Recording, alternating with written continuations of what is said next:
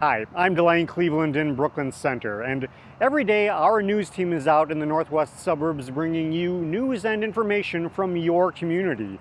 Here's a look at today's stories, and remember, you can always find more on our website at ccxmedia.org. The city of Robbinsdale is considering putting a moratorium on the city's crime-free housing ordinance. The issue would greatly impact people who live in rental properties. The crime-free ordinance allows cities like Robbinsdale the ability to issue penalties to landlords or revoke rental licenses if there's repeated criminal activities occurring at or around their rental property.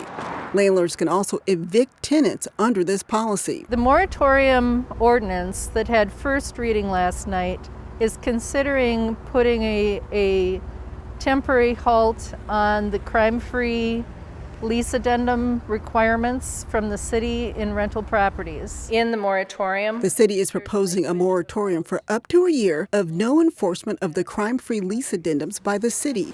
Robbinsdale officials will use that time to study whether certain groups of people are treated differently under the practice. Because the crime-free lease addendum is specifically for rental property, not owner-occupied property, that there's a different standard for one group of people over another. Some say the ordinance is discriminatory because renters are disproportionately people of color who may be the subject of more police calls. Please don't take the word of white people when they say residents like these rules, they like these laws.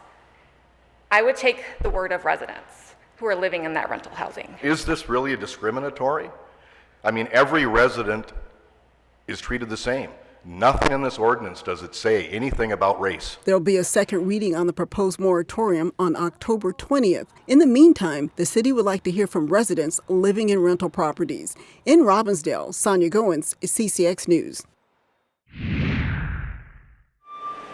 At the New Hope Public Works facility, every bit of space helps, especially when there's not much. Storage has been one of the bigger issues the city is facing. The city engineer, Dan Boyum, says there's 173 vehicles and equipment on site, but several are currently stored outdoors, which Boyum says can delay emergency response times during the winter. So when vehicles are stored outside, public works staff have to clean the snow off, clean ice off, and it's not like cleaning your little car that you drive to work and forth. I mean, it's big equipment that they have to clean off. By storing vehicles inside, he says it has an estimated 2.5 years of extended life. And we feel that's a little conservative. We think we can get even more than that. No air conditioning in the mechanics bay and security are also big issues. We've had residents driving through the parking lot looking for salt. We've had just unwanted visitors because people driving through the parking lot trying to drop garbage off. New Hope Public Works Director Bernie Weber says the city is looking to add new security cameras and gates. What we're proposing to do is bring the fencing area past the doors so that the gates are going to be closed 24/7 and the maintenance workers, when they come in, only city staff will be allowed to get through the gates. The city council is discussing what to do. One idea would be a project with 2 phases. The first phase would include taking an existing sand storage and turn it into storage for vehicles and equipment.